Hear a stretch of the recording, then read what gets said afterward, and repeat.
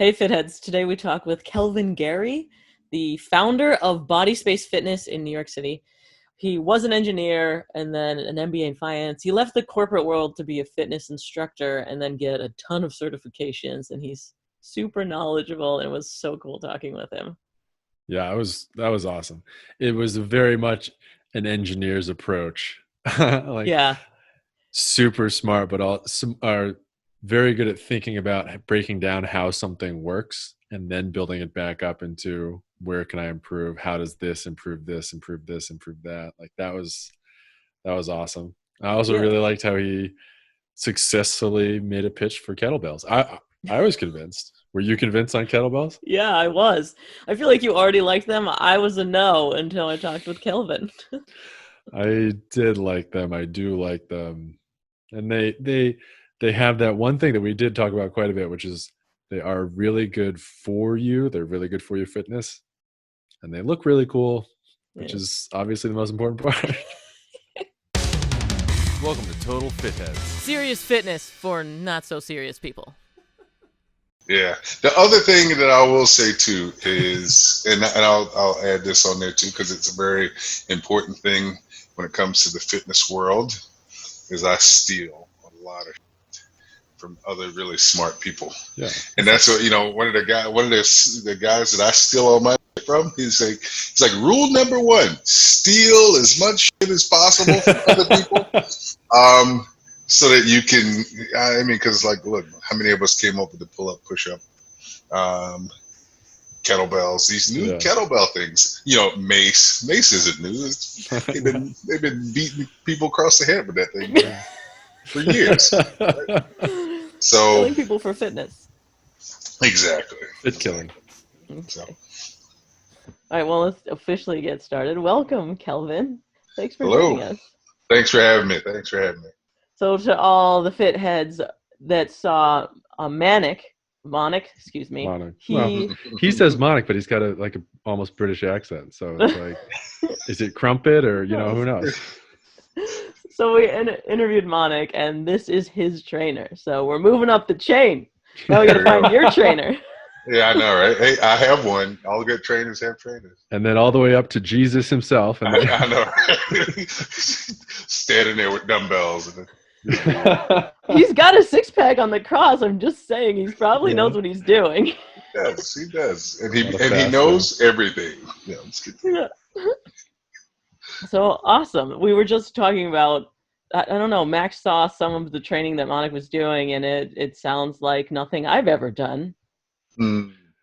Yeah, it was sweet. It was like he had like a rubber band, the big rubber bands, but they're attached either as a vest or around the waist, and he's sort of doing the skier jumps from side to side laterally, or he's running forward and then getting pulled back. And it was, I was saying earlier, it was like I never would have thought of that, but it mimicked exactly. I could immediately see the benefit for his squash, moving quick movements side to side, forward and back.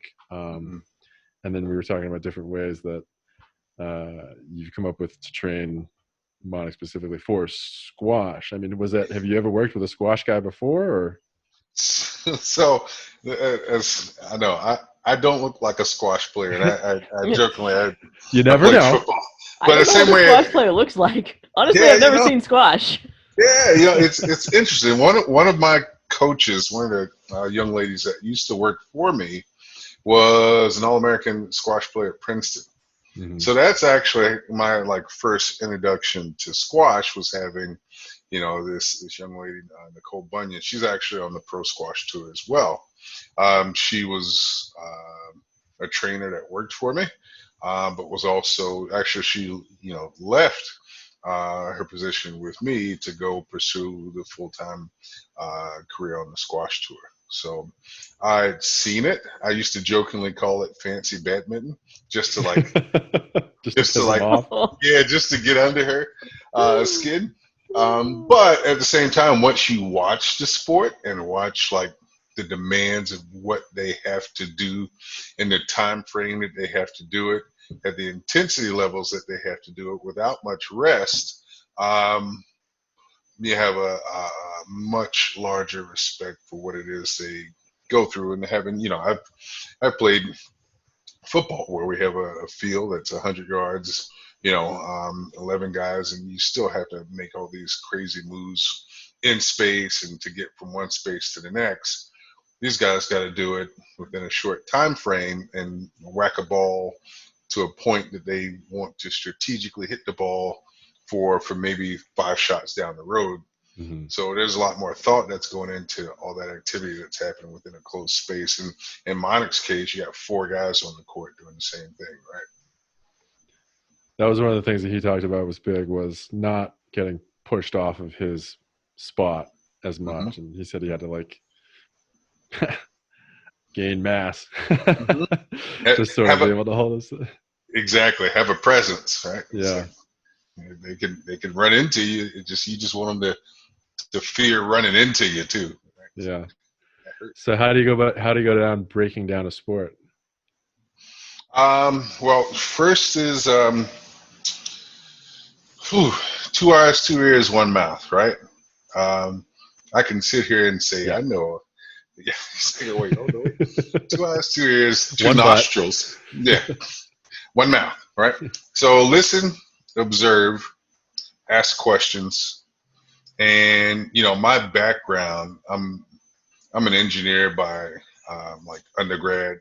Mm-hmm. I was an engineer for many years. So I'm always looking to like take the problem, analyze it, break it down, and see what tools I have to address the problem, right?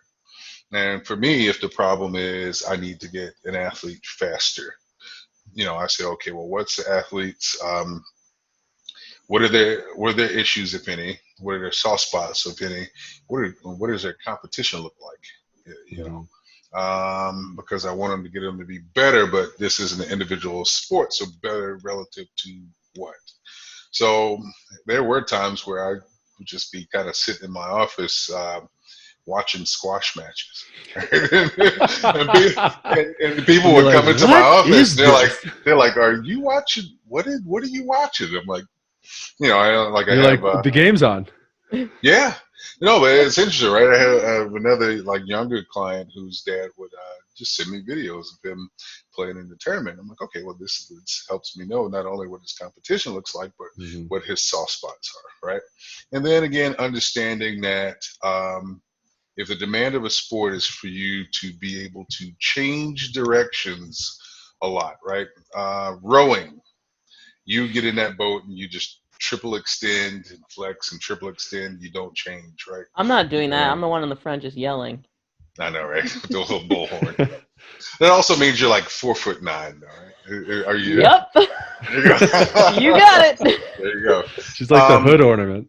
Yeah, but then understanding that if they play a sport like squash, accelerating is one thing. Being able to lunge and hold the position is another thing. Having mass and being able to hold your spot, like we were saying, is another thing. But decelerating is where a lot of the injuries happen. So decelerating and being able to control deceleration and being able to quickly accelerate in another direction is something that I think is huge, right?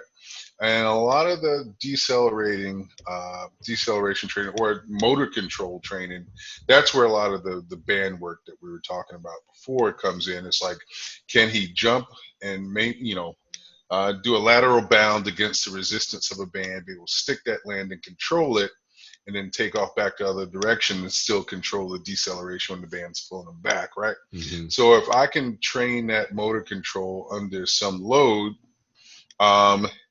when it gets out in space and doesn't have that load, but the motor learning and the nervous system kind of response that he's gotten from that training is there, and he can drive his Ferrari a lot faster because of those drills than victory, or at least one piece of the puzzle is there. If you can again drive your Ferrari faster, hopefully you have a Ferrari that's better than the next guy, or you can outthink the guy that's driving the Ferrari next to you. That's it, right? So you think there's a tool that we use called the functional movement screen, right? And that looks at basically mobility and stability of different joints. motor patterns, crawling, squatting, straight leg raise, things of that nature. But one of the things that these guys talk about when they're looking at how an athlete performs, they call it the performance pyramid, right?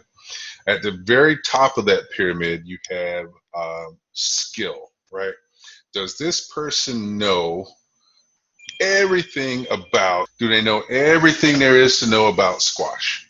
Do they know everything there is to know about the strategy of squash, right? So that's at the top of the pyramid. The second level down in the pyramid is, do they have the athletic ability, right? Do they have the engine that can go? Can they keep up from a cardiovascular standpoint? Can they, do they have long limbs and can lunge, right? Is it the basketball player that's 7 foot versus the basketball player that's 6'3"? That's the second level. So you got skill, you have the capacity, and then the bottom and most basic level is, do they have the movement capacity, right? Do they have the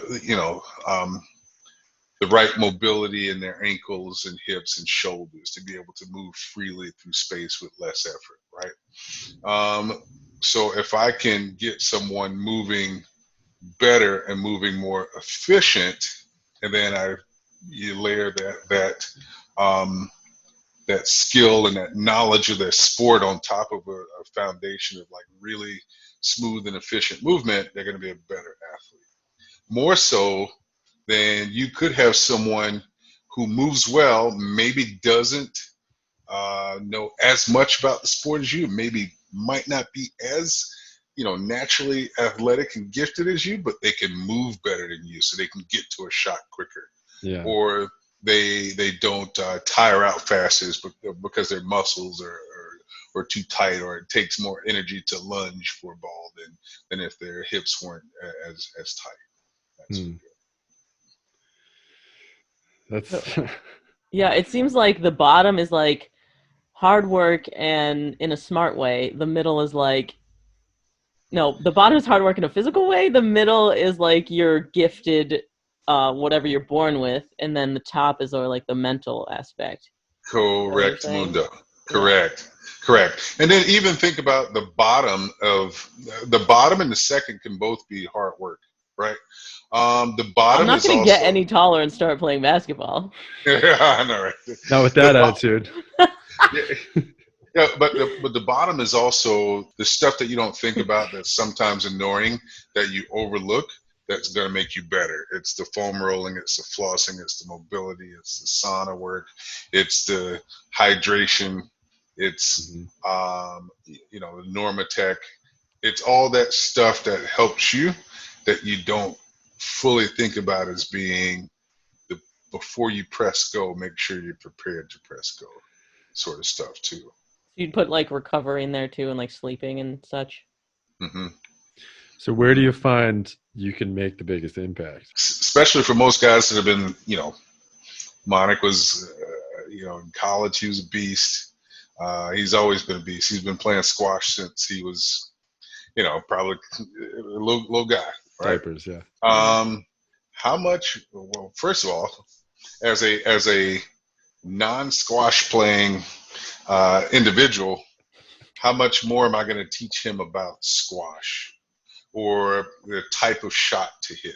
Yeah. Right. More than unlocking movement, more efficient movement, cheaper power. And I say cheaper power if I can get the same amount of power with less effort, if that makes sense, right? Mm-hmm. Like if someone has someone's trying to do a box jump onto a 36-inch box, and their hips are tight and their calves are tight and their glutes aren't firing properly, they can get up on the box, but it's going to cost them a little bit more, right? Yeah. Versus that same person who might whose glutes might be fired up, hips aren't tight, calves are feeling good, and actually know how to like triple extend to get up onto the box properly. So I think that's, for me, my role and my job as his like strength and conditioning sort of coach. And how often, when you're doing a functional movement screening, are you seeing like imbalances or just like a glaring problem, a hole that you're like, wow, I can't believe you didn't even know Didn't even feel this. that. Yeah. Yeah, all the time. And Really? because with the FMS, you grade things on a scale of, and I mean, we're basically looking for it. Is there a potential issue here? Are there asymmetries? Do you have a mobility issue, a stability issue? And quite often you'll see things that, you show someone that their shoulder mobility, which should be within one hand length, is like far outside of that. And they're wondering why their shoulder hurts, and they keep doing all this stuff for their neck and back. And it's like, well, hey, your pecs and lats might be really tight. So let's start to roll those guys out and see if we can get some shoulder mobility back. Let's get some banded, shoulder stretches in there, some dislocations in there, see if we can't get that back. But we see it a lot, and we see a lot of asymmetries, which, that's like if one side's tighter than the other. Obviously, if you play a sport that's like one side dominant, or you spend a lot of time lunging to one side, you might see your quad and rectus femoris, therefore your hips on one side be like a lot tighter than the other. So you see that a lot. Yeah. We just had a chiropractor on, and he was talking about how everybody just gets like super tight in here. Mm-hmm. It seemed just like sitting so at the common computer anymore because everybody's just like leaning over devices. Yeah, and you think, right? It's like, it's what they call, like, what did Yonda call it?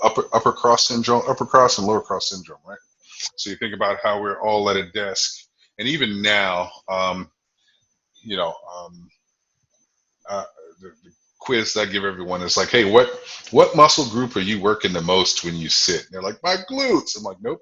Your glutes are actually your glutes are actually being stretched as you sit, right? Think about it. Like, your glutes are elongated right now. So muscle that's overstretched is usually a weaker muscle, right? But you think about it, right? So like your hip flexors are being used when you sit. And if your hip flexors become over dominant, what's on the backside of them, your glutes usually become weak and inhibited. And you think about sports like squash, think about sports like soccer, anything that calls for you to be in an athletic ready position of knee bent, hip bent. Those guys also, I mean, the volleyball players, the football players, all kind of have tennis, all kind of have that same issue where their hips are tight and a lot of times they're forward. But yeah, the normal average everyday, and that's really kind of how I got into personal training in the beginning, is like, graduated, became an engineer, would be sitting at a desk for 9 hours a day, and after a while I couldn't go out and play flag football without getting injured. It's like, this is silly. But yeah, so it's like, how do we get out of this posture and into like a better posture, and making sure your hips are loose and your glutes are fired up and your pelvis is in the right position, and that you actually know how to breathe to like help yourself out, sort of deal. That's big one. So the chiropractor is like spot on, and the main thing is like teaching people, not just being mindful. Or I'll say it this way: we all have this progression. Learning is a progression, right? Of going from being at a point of subconsciously incompetent, right? Stop walking like that. Oh, I didn't even know that I walk like that. To then being at a point of being consciously incompetent. Oh my God, my posture sucks. I know I need to do something about it, right? Yeah. Then to be to a point of consciously competent, doing the things that you need to do to help your posture out. More rowing exercises, stretch your pecs out, stretch your lats out. I saw these. I'm one of those people that like look at all the Instagram ads. Instagram listens to me. Oh yeah. I know it listens to everyone. I'm like, my back hurts, and then like something will come up. It's like, relieve back pain. I'm like, are you listening to me again? Yeah. But there was like those things that like buzz you in the middle of the back to like, Yeah. fix your posture, sort of deal. But we're all trying to get to this point of being subconsciously competent, right? Same thing with movement. Yeah, right? you're not even trying. Yeah. Mm-hmm. But that takes practice. Muscle memory for standing up. Jeez. Mm-hmm. Mm-hmm. Well, yeah, you think about it, right? But you think about it. how much time during the day, even living in New York, if you were someone who commuted on the subway, went to an office, sat, commuted back on the subway, sat for dinner, sat to watch TV, right? And Sitting then is the new smoking, and they're saying, and it I'm is. smoking 12 hours a day. I'm a chain sitter. Nice. Chain sitter. But that's why there's a lot of like between the L4, L5 herniations, like when people come in and say, I have a disc herniation, I'm like, let me guess, it's L4, L5. I'm like, how'd you know? And so it's like 70%, 70+% of all disc herniations are L4, L5, L5S1 in the lumbar region, because that region's supposed to be stable, but we mobilize it by having tight hips, anterior pelvic tilt, and next thing you know, we're not stable, right? So yeah, I could talk for a while about this, but our main thing is to posture is key. Posture is alignment, alignment's control. So definitely work on that. Alignment And just so we're clear, this is a podcast, so please talk as much as you want. That's why we're here. True. That's a good point. You were talking earlier. This was probably going to be the dumbest question, so just heads up. You were talking earlier about injury prevention, and I think a lot of people, when they sustain a pretty serious injury, or they're going through their recovery, or they are sort of more aware of injury, then it changes a lot about how they train and what they train and what they all the stuff that goes into it, and maybe how they exert themselves. Yeah. Like I know a few people that have hurt their Achilles actually, and it's from going from a dead stop to full sprint, or full sprint to dead stop. Right. And that's sort of a common thing. So now when I'm working out or running or whatever, I'm very cognizant of slowing down gently, or, you know what I mean? Just, are there sort of training things, flexibility, stability, are there things that you suggest to people when it comes to injury prevention? You don't want to hurt your knees, well then don't do a million 1RM squat. Yeah, don't do a 1RM deadlift on don't concrete. do a 1RM for 5. No, every day. Yeah. So here's two things that come to mind. Is number one, there is no such thing as injury prevention. Yeah. We can reduce the risk of injury, but we can never really. I mean, I can train you till the cows come home, and the next, someone lands on you. It's like, oh gosh. So, and then you're in my home gym, but okay. Yeah, I know, right? Where'd you come from? Yeah, you got bigger problems. But the other thing is, so I too have torn my Achilles. I tore my Achilles playing dodgeball. And I was a dodgeball superstar. Sport there is. Yo, I was kicking ass and taking names, and I ran over to get a ball, stopped, changed direction, pow. I turned around like, who fell? Who kicked me? Who fell on me? And everyone's like, no one. Like, ow. But here's the thing, right? Same guys, and it's funny, I actually, I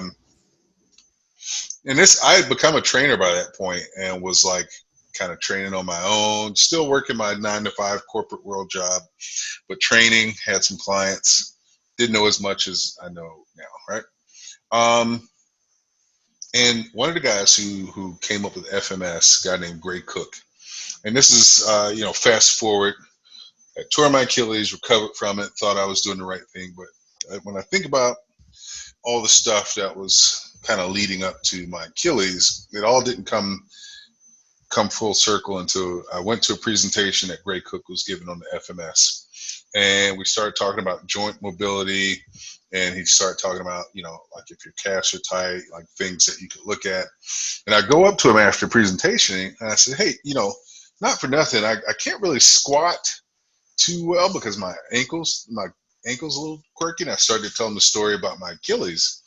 And he did a few tests. He's like, well, your hips are really tight. You got to fix those hips, because that's gonna your posterior chain is a little funky. And I said, well, no, I tore my Achilles because my calf was tight. He's like, I'm going to cue you in on something. You didn't tear your Achilles because your calf was tight. I said, no, I tore my Achilles because my calf was tight. He's like, it's because your hips are tight. I said, no, you're not listening. I said, my calves are really tight. I foam roll them till the cows come home. My hamstrings are tight.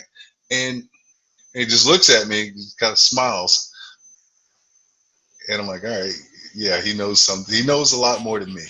And he's like a physical therapist too. So I'm like, all right, let me think about that. But his whole point was my hips were really tight. He asked me, he's like, are your hamstrings super tight? And he put me through a test to like look at hamstring activation and how my core and hamstrings my core and hip flexors played together. And my hamstring flexibility was crap, right? Sat at a desk all day. Hip flexors were super tight. Low back was always tight. My hamstrings were always tight.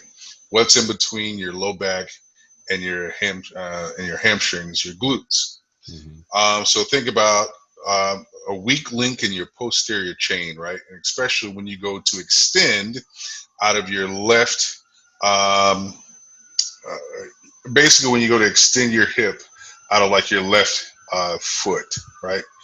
You should be able to extend through your glute, through your QL, and like actually force coming out the other side.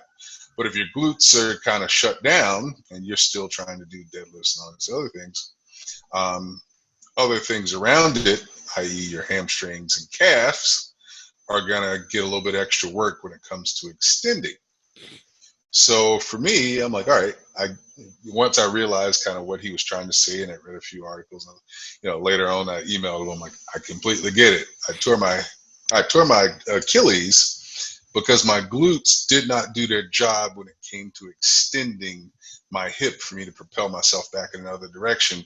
Hamstrings were already overcooked, and calf was like, you know what, dude, I'm not made to push a 225 pound guy the other way, right? Yeah. So, I'm like, okay. So the interesting thing is, wherever there's pain or an injury, you can usually look at the point of pain or where the injury was, and that's not the root cause of why that injury happened, right? For most people, same thing with ACLs, right? Non-contact. Most ACL injuries are non-contact, right? And most ACL injuries happen as a result of femur not being as stable as it should be, right? And femur shifting, or MCL or PCL issues, femur not being stable. The knee's pretty stupid. It just wants to do this. That's why it has all those different CLs to keep it from going different ways. But when your glute doesn't fire right and you hit the ground and all this play starts happening in your femur, because one of the functions of your glutes is to extend your hip, but it's also that stuff in there is supposed to stabilize your femur as well, right? So a lot of times, and I've made a lot of money off of between Gray Cook and a guy named Mike Boyle, who wrote an article called Joint by Joint Approach to Training, where he talked about it. It's like someone comes in with knee pain. It's like, I'm not a pain doctor, nor am I a physical therapist. However, let's take a crack at seeing if we can get you some good ankle mobility, good hip mobility, make sure your glutes fire properly, and then, let's see if we can get you back to running marathons without your knees blowing off you. And that's kind of one of the things that I was able to successfully do for myself, and then kind of use those learnings for other people, and also saw that it can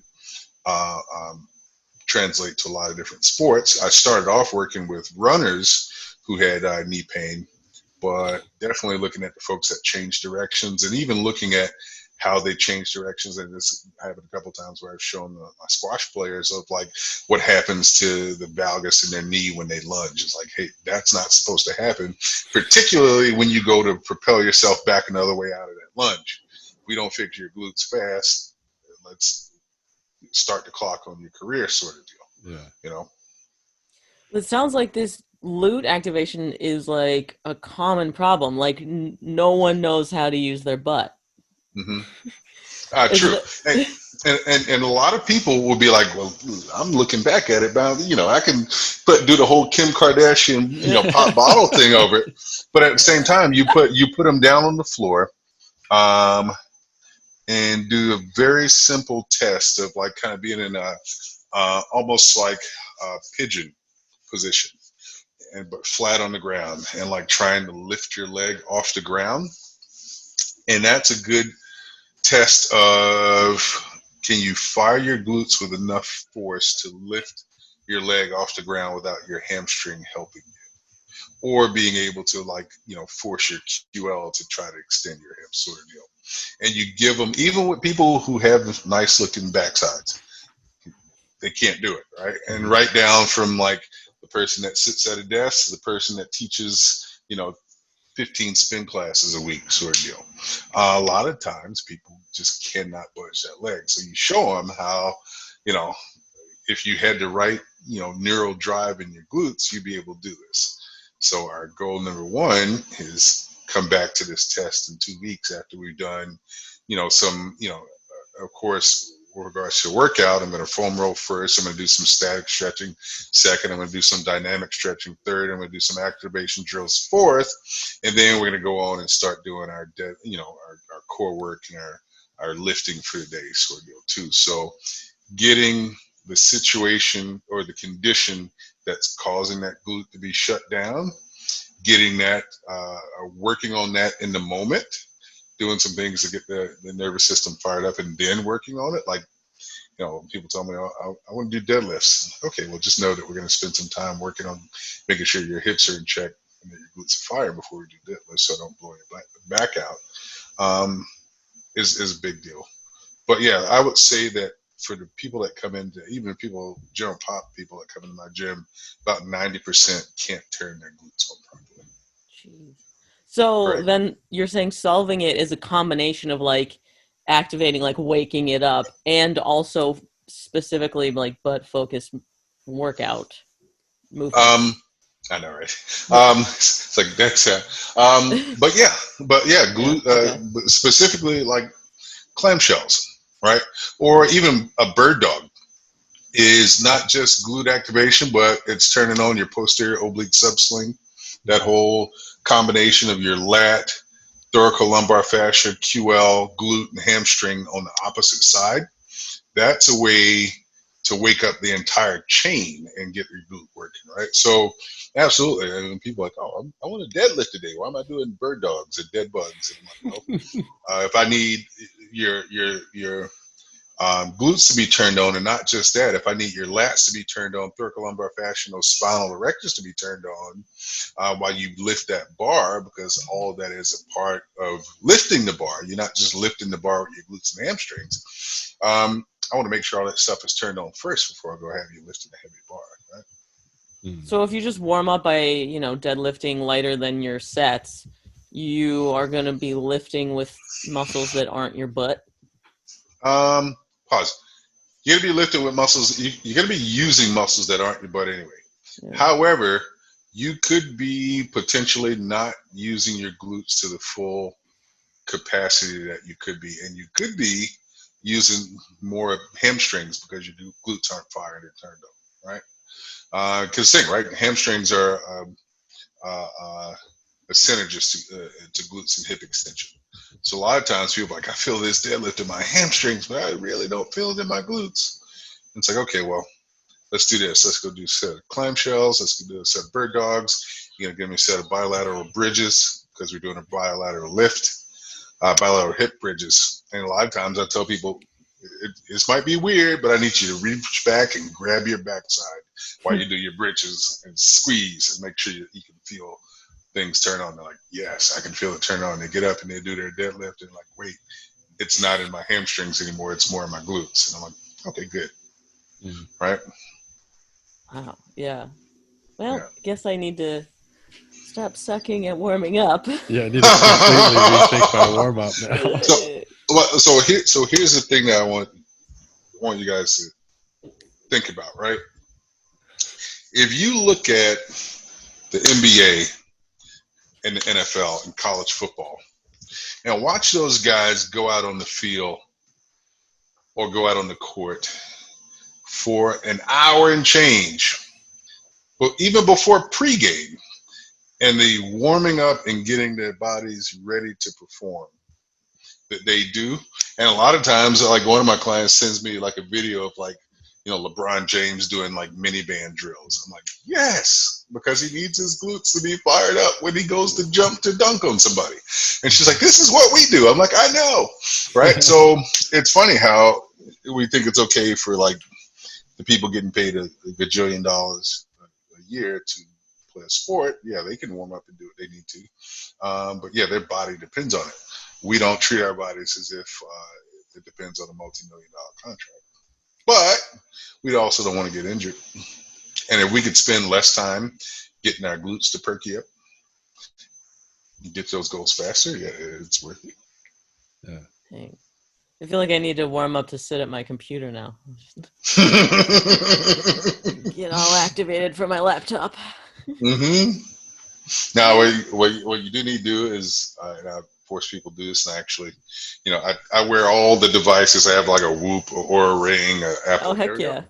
So I got it all. I should have like an antenna coming from my head. But yeah, I set reminders to maybe not warm up, but get up like every hour. I know, my stupid Ring is like, hey, I know you've been on emails for a while. Are you going to do something about that? Time to stretch your legs. Yeah. Yeah, he knows. Wait, which one do you like the best comparing all of them? I'll be honest. I like this guy for sleep. Especially looking at that REM sleep latency. I like the whole body temperature component of it. I was seeing kind of the respiratory rate component of it. It just doesn't, the activity targets that it gives me. I'm like, really? That's like my morning. I need a heavier activity target than that. You get a crown every day. I know it. Yeah, dude, it was like by 8 a.m. So I like this guy. I like the Whoop better from, I'll look at the recovery number that gives as well, but I also like it from just a general tracking activity sort of deal, and the fact that it does give me a heart rate when I'm doing a workout. Granted, I wear, I played around with everything like from Morpheus to MyZone to Polar to, so a lot of times I will wear a heart rate monitor strap because obviously, kind of the gold standard is the strap on the chest, but yeah, I like them both for that particular reason. And for a minute there, I was kind of doing a kind of a blind study of, not a blind study, but like wake up in the morning, I'm like scale of 1 to 10, how do I feel? If I feel like shit, or feel like crap, and give myself a 2, and I look on 1 and it's like, you're ready to go, and like, no dude, you're horrible. Am I? Yeah, I know, right? And then you start believing it.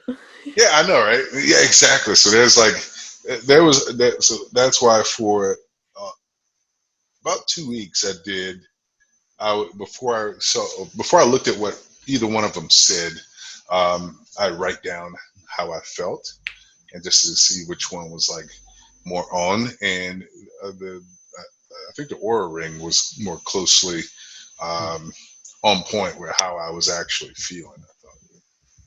Interesting. Yeah.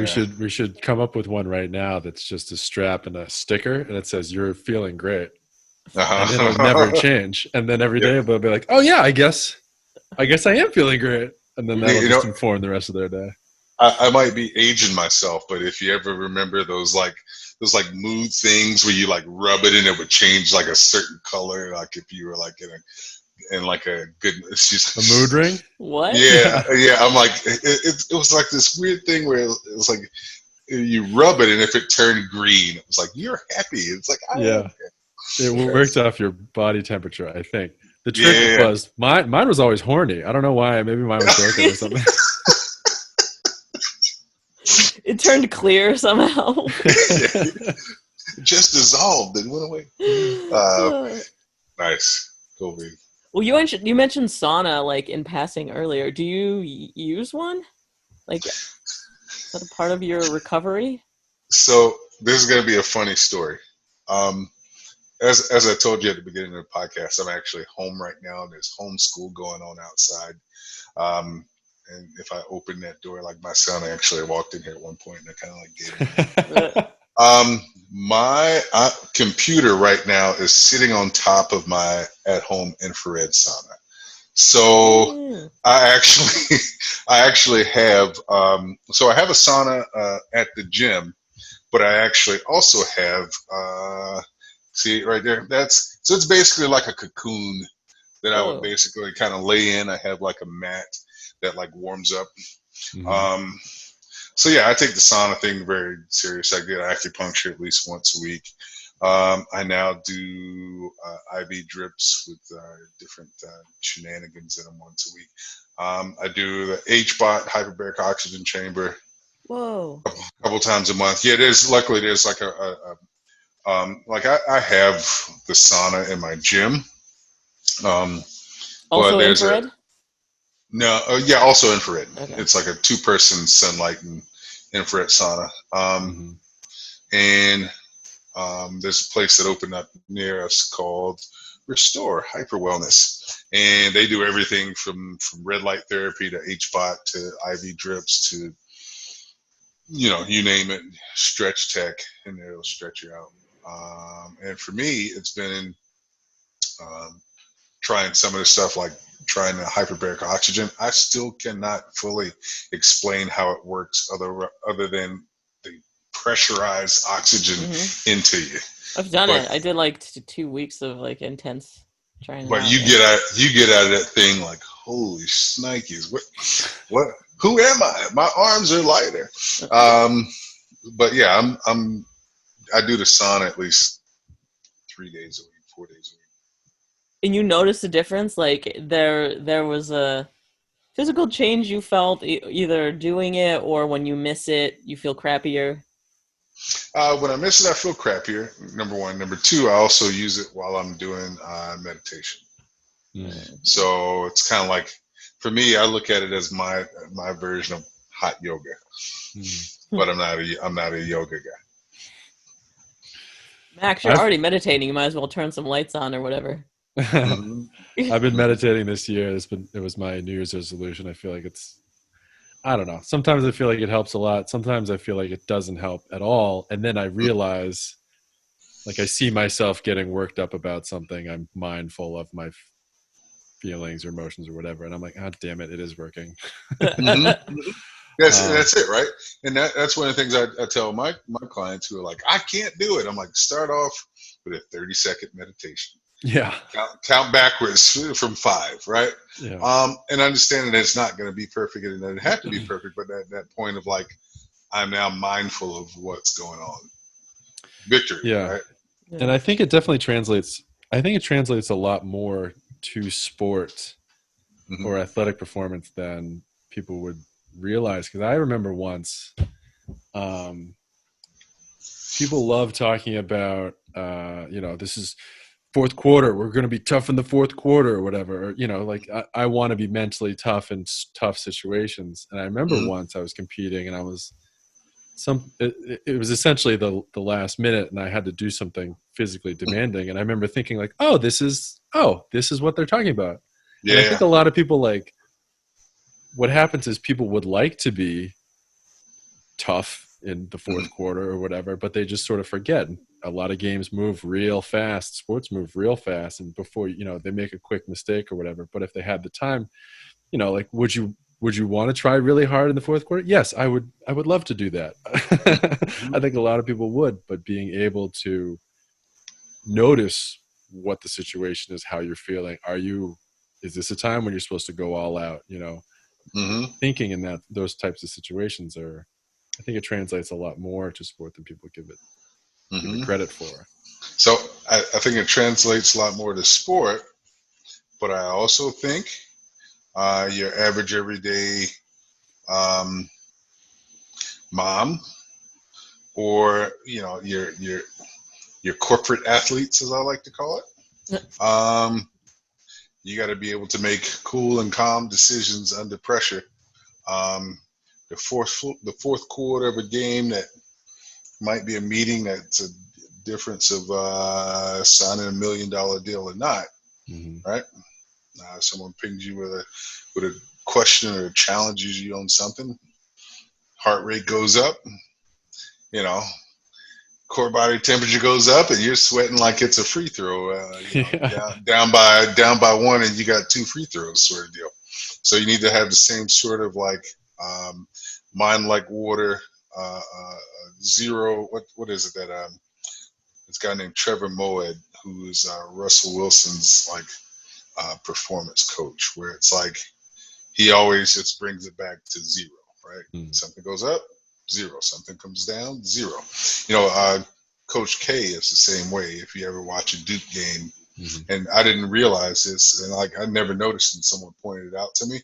No matter what happens with Duke, whether they turn the ball over, whether they get a breakaway dunk, whether they hit a 3, he's always screaming next play because he wants them just to get back in the mindset of like next play, right? And I think it's important for like, you know, average everyday people to know that same mindset and that same skill set of being able to take a deep breath and control your thoughts and what you're doing, and that helps in real life too. You know? So do you prescribe meditation to your clients? Do you like suggest that as a part of training? Really? Absolutely.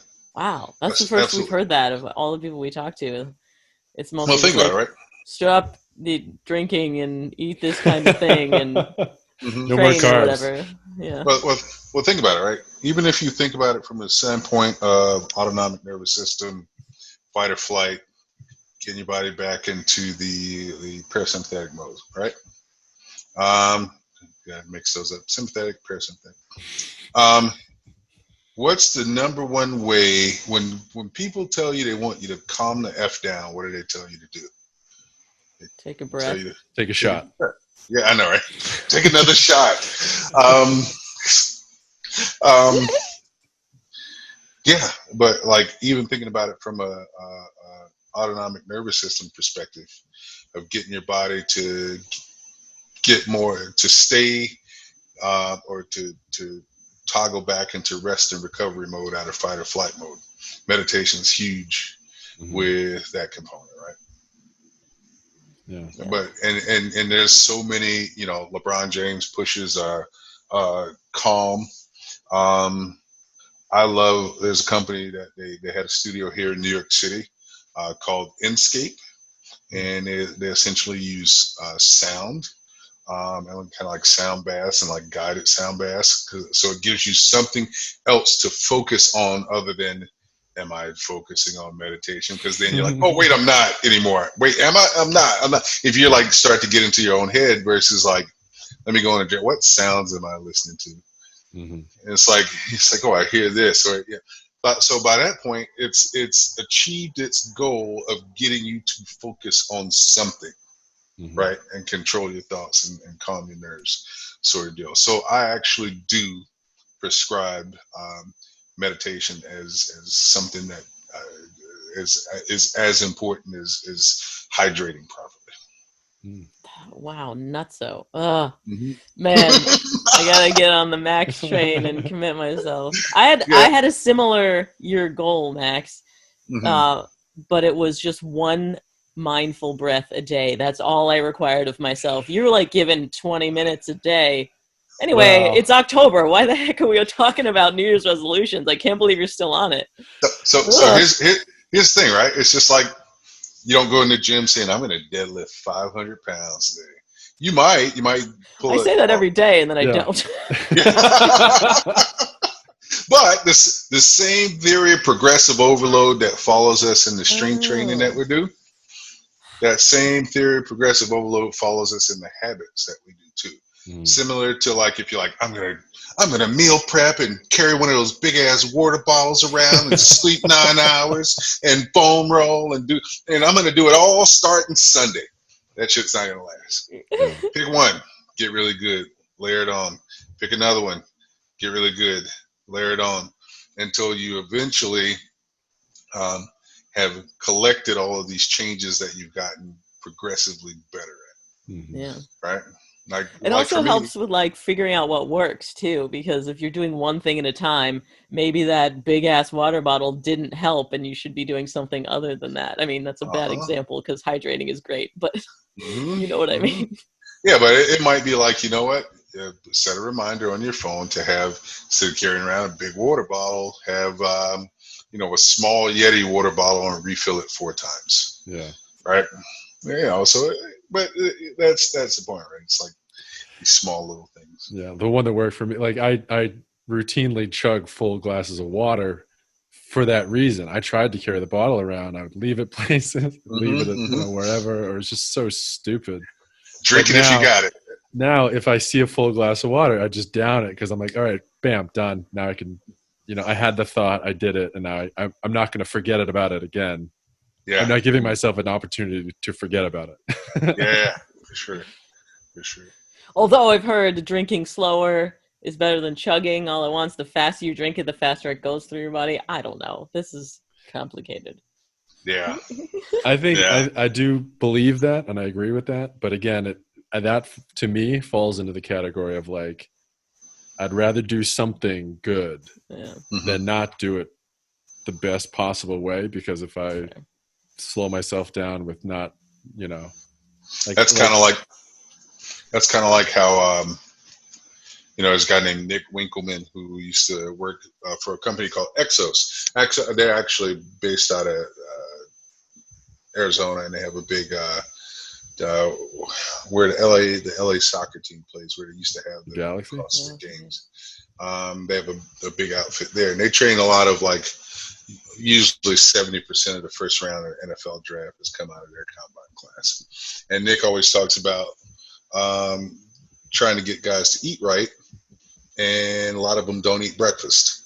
And it's like, here's someone that I need to get their 40 time a little bit faster, but they don't eat breakfast. And then they come in the next day like, I had 2 Egg McMuffins. He's like, yes, they had 2 Egg McMuffins, right? Sure. And people are like, wait, he ate an Egg McMuffin? He's like, no, he ate breakfast. If I can get him to start with an Egg McMuffin, and then we can slowly say, hey, let's take that away and maybe have 2 eggs and an English muffin and some fruit, sort of deal. But yeah, kind of start small, of like that whole thought of like, all right, I'd rather do something, even if it's not to the best fully of my ability, start to make that change a little bit and progress to that change. Yeah, it's cool to hear that like the top level athletes still have to take small steps like the average person to get to the goal. Mm-hmm. Well, look, most of them are genetic freaks that are. They got the middle part. Yeah, exactly. They got the middle. Exactly. It's like, so all they got, it's like they can get away with it, but when you get to the point where everyone's a genetic freak, you're like, all right, the slight edge, you need to be eating breakfast, right? Yeah. Max and I wanted to ask a lot about kettlebells. It seems that. Okay. Pitch me on kettlebells. Yeah. Pitch you on kettlebells. I know everyone's like, these new kettlebell things. I'm like, they've been around for a long time. I will give you a disclaimer. I have 2 30-pound kettlebells. They're my favorites. So here's what I'm a believer. Here's what I'll say. I'll use myself as an example. I got into a nasty bike accident, hit a pothole, threw me out in front of a car. I was doing 30. The car was doing about 28 miles an hour. So for me to clean a bar. Did you survive? I did. Okay. Here I am. You should have seen the car. The car was all sorts of fun. Other guy. Just kidding. But the funny thing is, the funny thing about that story is I was close to a hospital, and there's an emergency room doctor that was passing by. I'm like kind of standing, and people are like, you should sit down. But the doctor looked at me. He's like, you played football, huh? I was like, yeah. He's like, well, wow. Good thing you trained to stick together upon collision, huh? I was like, this is true. Thank you. I'm going to use that in a lot of presentations. But so for me to get a bar into the catch position, and people are like, no, you can. I'm like, my wrist kills when you try to do that. Mm-hmm. So you think about it from the perspective of, if I want someone to do a ballistic movement with a weight, and not only do it in a rectilinear plane, like you can with a barbell, you can now add a curvilinear plane, which you can't do with a barbell. You're not swinging no barbell out and away from you. That's how I snatch. So joke's on you. Like way out in the way, like full extension out away from you. My form is that bad. Okay, I'm like, let me see that. No, but you can do a wide range of ballistic movements, unilateral or bilateral, especially for the older population that might not have the requisite shoulder mobility or stability to handle that with a bar. So say like for me too, I have a studio that's on the 5th floor of a 107-year-old building in New York City. We ain't dropping no barbells on that thing unless we plan on, kind of being on the floor below us in a few reps, right? So I use a lot of sandbags and a lot of kettlebells as our way of doing those power ballistic movements with a heavier weight, that sort of deal. So for me, those are the two rationales that I use for being like, why kettlebells versus barbells, why sandbags versus barbells, right? Can you get much more creative? Yeah, you see people doing all sorts of crazy stuff with a kettlebell. So there is a wider range of variability, even in like complexes, right? So if I do a barbell complex where I clean, squat, thrust, bent over row, back to a clean, squat, thrust, barbell row, clean, squat, thrust, snatch, bring it back down. So even like you think of conditioning style Olympic stuff that you can do in conjunction with more traditional grind movements that you can do with a barbell, you can do with one kettlebell, which is unilateral, 2 kettlebells, which makes you now have to have 2 points of stability instead of 1 point of stability, which is the bar. And even if it's not a heavier weight, you can still, increase the intensity with, speed and the number of movements you can throw into a complex too. But I do like, especially when it comes to the curvilinear ballistic moves, the fact that that lever arm changes and therefore the torque kind of changes too, because you got to think about the mechanics of what's going on when the kettlebell goes straight down right at your hand versus away from you out at your hand. There's more torque. That's going to feel like a slightly different weight too, right? So does that answer the question as far as like, because again, I don't grapple on barbells. I love barbells. I can't clean one myself. I can snatch one okay, but I can't clean and do all that stuff that you need to do at the front. So that's where I said, okay, I'm going to become proficient in kettlebells because that allows me to replace that ballistic power sort of movement with a load. I think the same reason that you like kettlebells is the reason that I stay away from them, is because like it's so complex. Like there's so much you can do. Whereas with a barbell, I'm like, I feel like I can wrap my head around this. Like you go up and down, and it kind of stays in the mid center of your mass of your body, and that's about. And I can keep my mind around each of the movements. But like, man, kettlebells can just go anywhere and do anything in multiple. There's a lot of stuff that people are doing now where I'll just be like, I'm not doing that. So you can still find a zone that's comfortable for you and stay in that zone too with kettlebells, right? Yeah.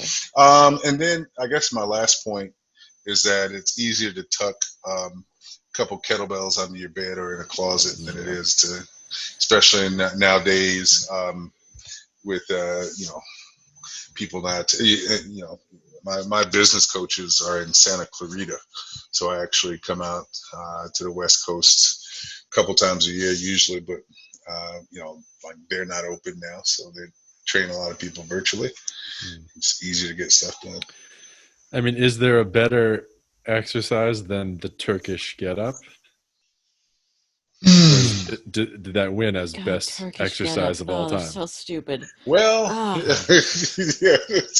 to do mine with an empty mug. Yeah. So you progressed from the shoe to the empty mug. Yeah.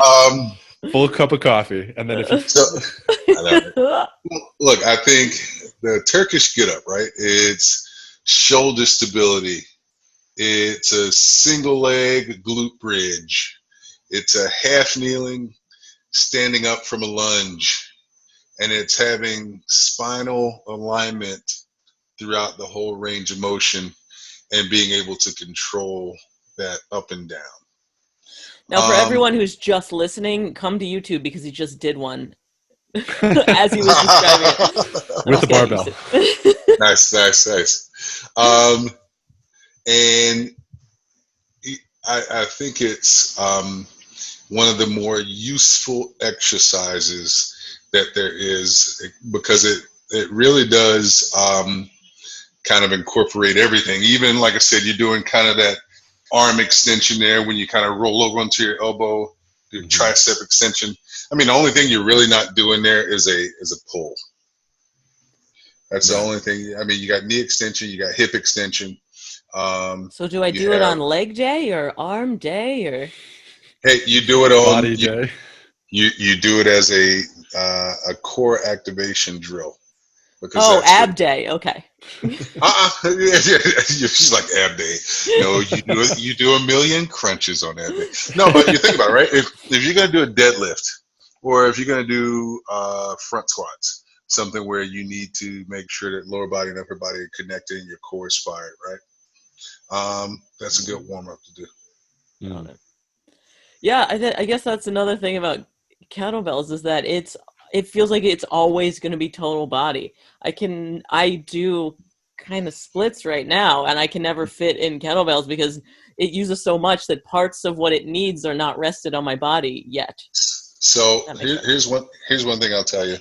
You think about a 50-pound dumbbell and how the load is 25 pounds bar in the middle, and sometimes your grip gets tired stabilizing that because you have these two loads that are outside of the hope I'm getting it right, the fulcrum, right? Versus a 12-kilo kettlebell where the load is directly underneath that fulcrum. A lot of times I will have my clients do their lunges, do their rear foot elevated split squats, do their single leg RDLs with kettlebells because I can go heavier without it like taxing their grip because I don't have the load, it's easier to grip with a heavier load than a dumbbell. Without. And then just thinking like where the weights are versus the weight being directly underneath your hand and not necessarily forcing you to balance. I've seen those ones where you're gripping in like the center of the mass too. Have you seen those? Like it's like a ball and is that like a similar idea? Stupid? Yeah. I think I'll be honest, I think it's unnecessary. I don't know enough about it in particular as to why they thought it was so much more value added that they went and got a patent for it and did it, other than it like just being cool. It looks dope on Instagram, I'll say that. Yeah, it's really good, yeah. Yeah, there are a lot of things that look dope on Instagram where I'm like, my like million juggling. crunches do. It's like, I don't know, but at the same time, I'm like, the kettlebells seem to do the trick. So that's one of those. If it ain't broke, I'm not gonna try to fix it. Yeah. And you use battle ropes too. That's something I'm lacking. I feel like it's just so primal. Well, think about it, right? It's upper body sprinting. Same with like a ski erg. Oh, that's such a cool term. Yeah. Ski ergs. The ski ergs look and are cool. Yeah. What? I disagree. I'm on the other side of the.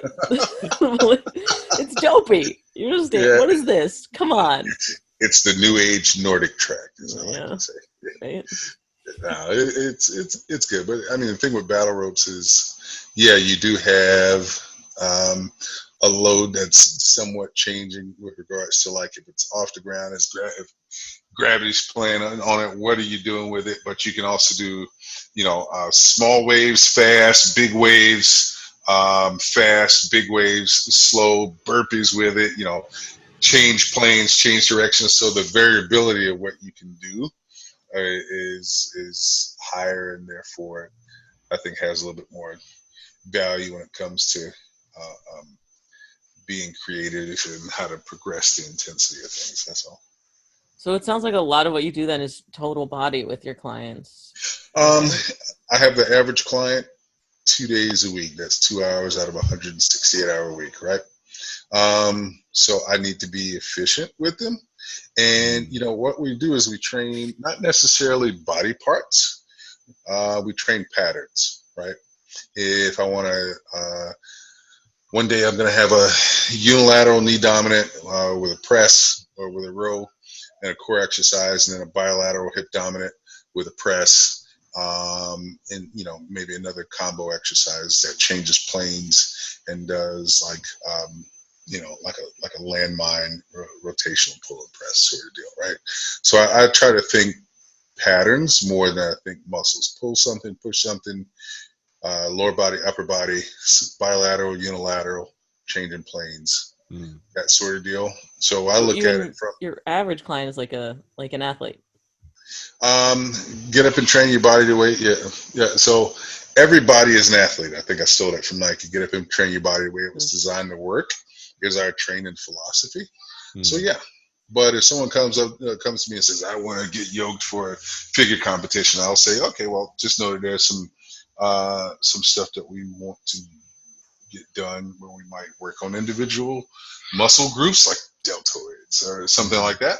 But also, again, if I have the average person for 2 hours out of a week, instead of doing a bicep curl, I'm going to add something else with that bicep curl, lateral lunge or bicep curl, or I'm going to tell you get up there and do a pull up or a pull down or something that's going to hold on one second. Hey, I'm busy.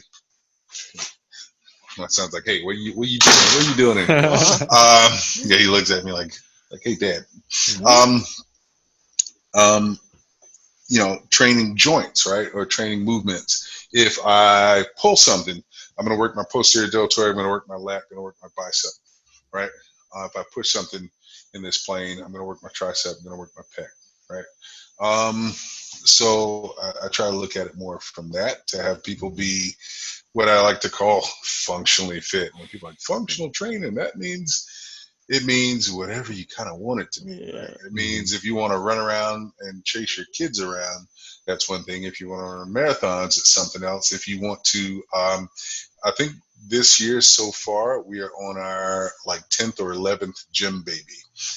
Because I jokingly say 70, close to 70% of our clients are females. Age is 25 to mid 40s. So when you train that many females of that age, you got to have a lot of pregnant ladies walking around. Functional training for them was I want to spend as little time as possible in labor, push 3 times, and that thing is done. That's right? Funny. But we've gotten I wish I had them all in front of me. Clients are like, I was in labor for 45 minutes. And my doctor was like, whatever you did, I'd like to know what you do. So, right? It's like functional training for that person is not just get that baby out of there fast, but recover faster. Right? You train pregnancy? This is insane.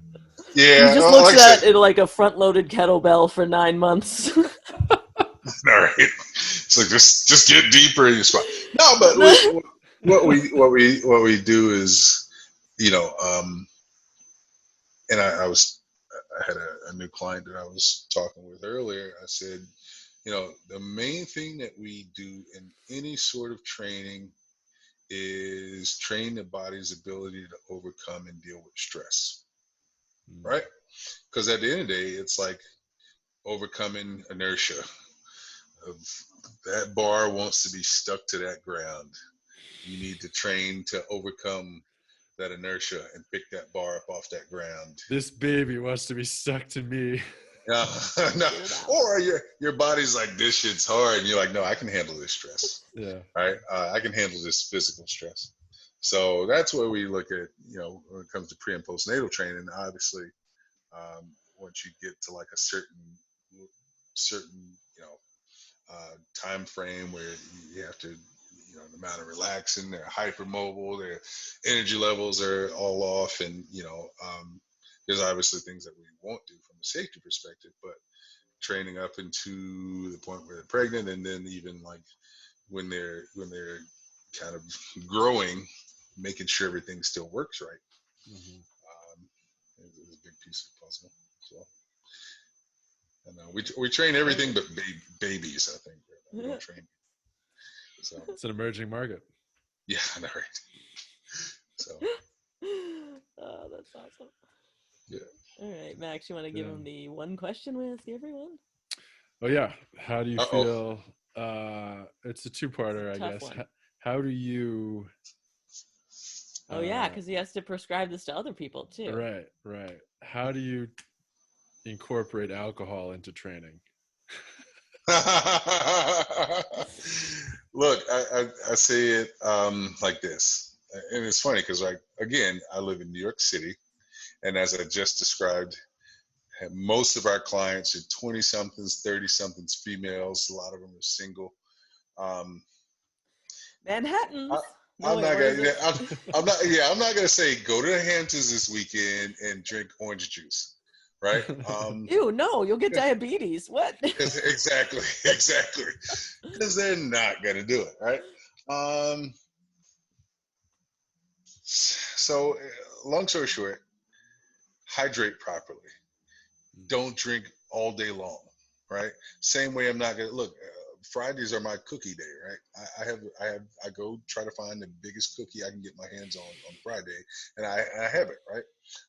So I'm not going to tell you to try to be perfect and not have alcohol. Perfect as a setup for, unless you've had some sort of issue in the past, but trying to be perfect is a setup for failure. What I will tell you that it will inhibit your recovery. When you're like, oh, I got drunk last night and passed out. It's like, you passed out. I know, right? You passed out, but you really didn't sleep or recover, right? Exactly. You're drugged, that sort of deal. So, yeah, I try to listen to our clients and say, live. You don't have to be perfect, but don't come in here, excuse my French, shit face the next day, because that's going to lead to a not good workout, potentially put yourself in a position where you might hurt yourself.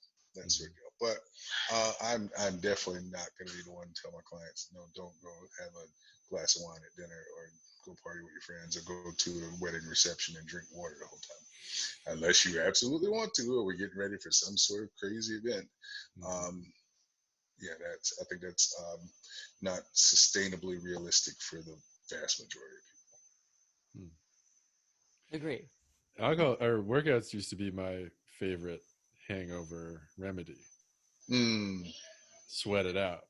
Now, since we're talking about saunas, all of the positive effects that I got from a workout to get over my hangover, I could just go to the sauna. Like, you think that would be the same thing? It's not about making yourself sweat; it's just about the act of sweating.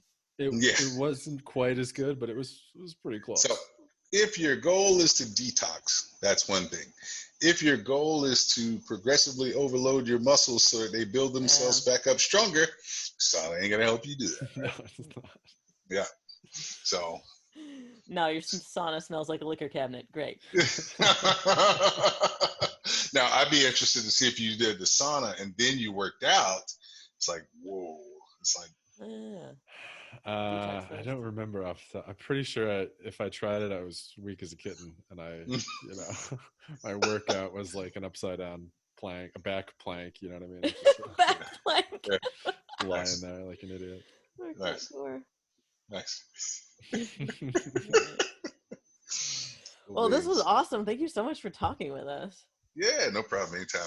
Anytime. Monik spoke highly of you, and I could talk to you for another 2 hours. Honestly. Anytime.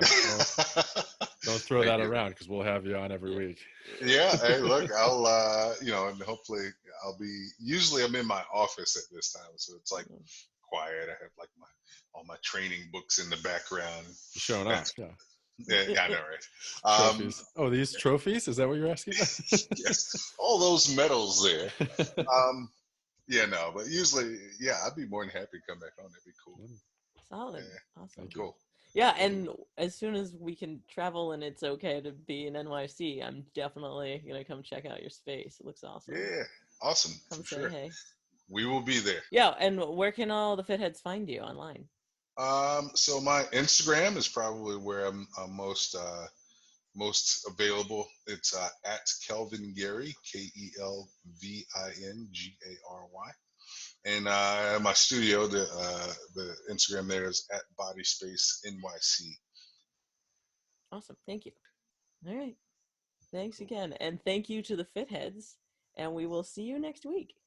Mm-hmm. All right, sweet. Yeah, I'll edit in. I don't. That's the first time I swear I've ever forgotten to ask in 34 episodes. So enthralled.